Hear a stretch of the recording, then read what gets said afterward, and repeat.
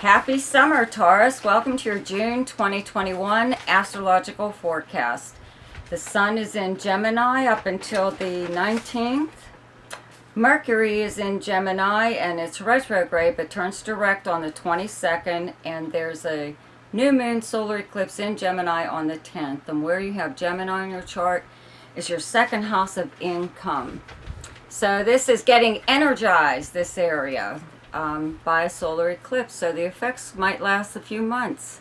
Pretty big deal here, you know, having the sun here, this new moon, and Mercury actually turning retrograde kind of means that I would have to say money that was supposed to come to you may come now. Okay, maybe you were trying to get whatever was owed you even. But this is income from work, the kind of work that you do or something or other. You know, even if you're retired or you don't work at all, you still have income coming in somewhere or other. So whatever, to me it looks like that you're getting money that you should have already had possibly, or you're being paid for a job that you've done already, or something or other, you know. But again, you know, you just had your birthday and everything, and this could even be a nice gift of some kind, you know, it's some kind of, you know, the second house is and everything that you own, even that you cherish, or your valuables, things like that. So a lot of times you could actually receive something like a luxury item of some kind or other, or something that you've always wanted. So it could be something like that, but it's delayed. It's a belated birthday gift. Mercury turning direct on the 22nd. Even though I'm saying, you know, you should be getting money that you should have had already anyway, maybe you're just discovering that oh, you know what, so and so didn't pay me for this or that.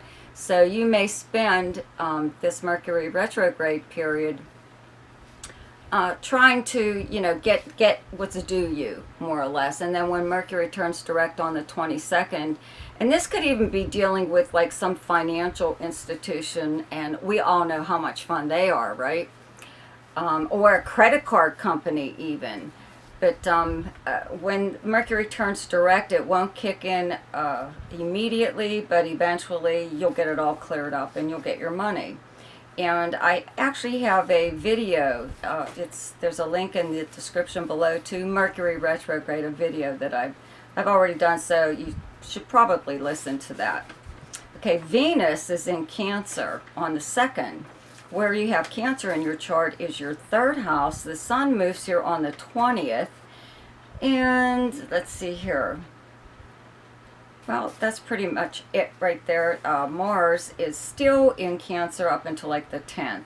So you have Venus and Mars, the love planets, okay, in your third house of your everyday life, your neighborhood, your neighbors, the places where you would normally go throughout the course of a day, and the businesses that you would visit, and like the people you encounter on a daily basis sometimes. Like, you know, like that if you go to a grocery store, the gas station or something like that. So Mars has been here for how long? You know, since last month. So it's ending its transit here, but there's still a lot of energy there. That's what Mars does. It brings a lot of energy and interest in a certain area. So there may have been something going on in your neighborhood even that you were very interested in, or something going on with your neighbors that you had to keep up on for some reason or other, because maybe somewhere down the line it's going to affect you when Mars moves into Leo, your fourth house of your home.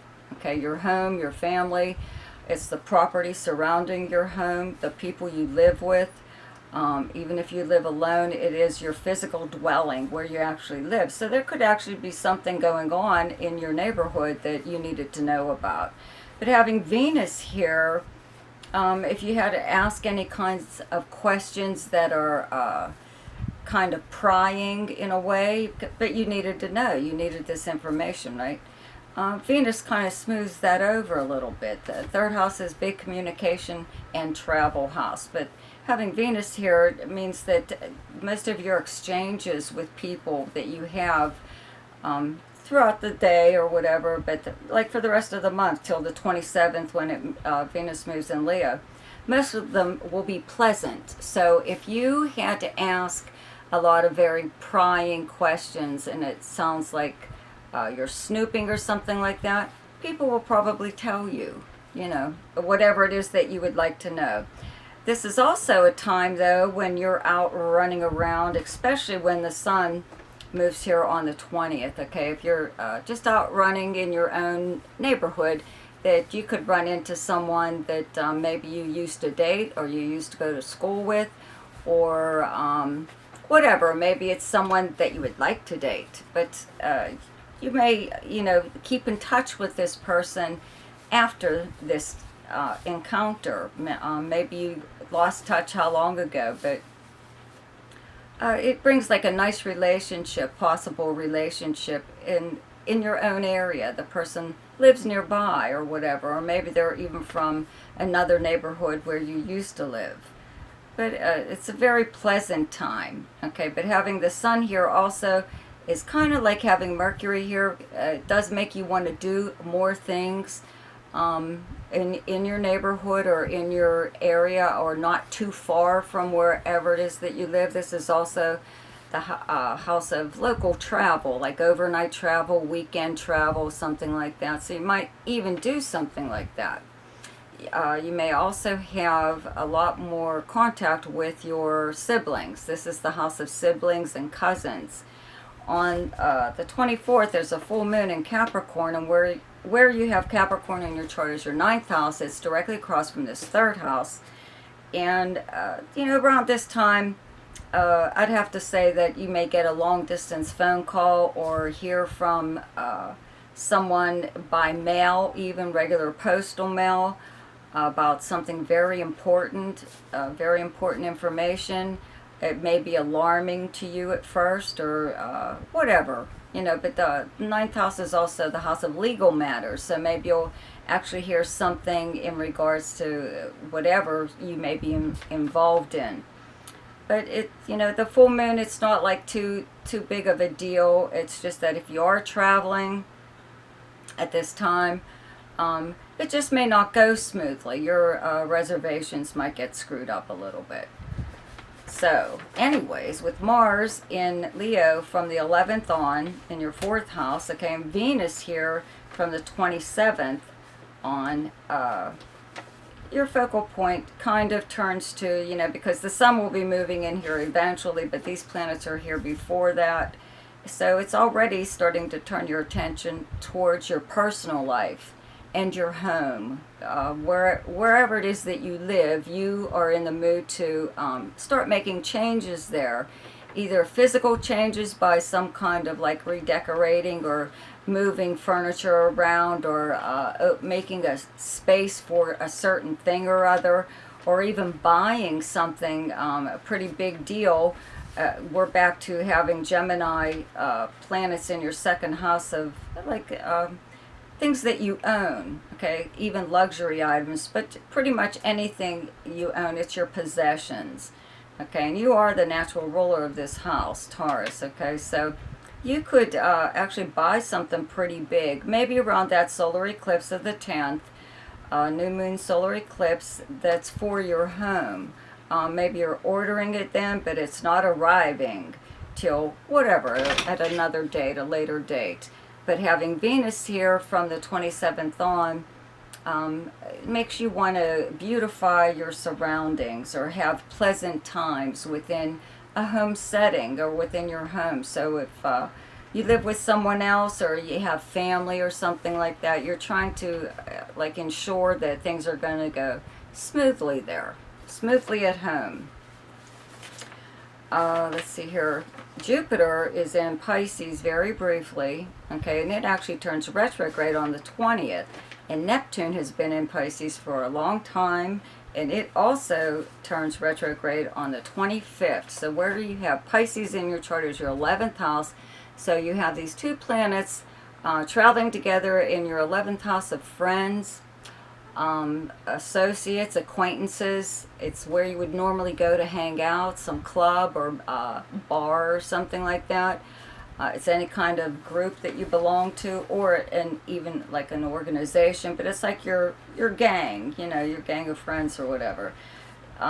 Having these planets retrograde here just means there's possibly somebody from, I would have to say, your past, maybe coming back into your life through your group of friends, or you could run into them possibly if you are physically out somewhere, or if you're online, socializing online. Also, though, this being the house of organizations, maybe you belong to one or wanted to belong to one, but maybe you already do belong to one, and it could have been like a very altruistic kind of organization. It's a good deeds kind of thing, charitable work or this and that, whatever, so maybe you're questioning that right now for some reason or other. Something could happen within that group that makes you wonder, where's the money going? Or is this really what this is all about? Is this organization really what they say they are? I think that's about it. Okay, well, the best time to do something each month is when the moon is in your own sign, and the moon is in Taurus on the 6th, 7th, and 8th. And the best time to lay low is when the moon is in your opposite sign, and your opposite sign is Scorpio, and those dates are the 20th, 21st, and 22nd. The best time for romance, recreation, creativity, fun, gambling, or speculation, and anything to do with children is the 1st, 2nd, 3rd, 16th, 17th, 28th, 29th, and 30th. The best time for money is the 8th, 9th, 10th, 22nd, 23rd, and 24th.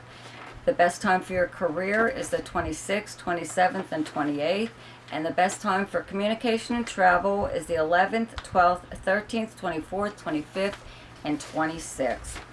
So don't forget to subscribe to my channel and click on the little bell there. It's the notification bell. You'll be notified each time I upload something.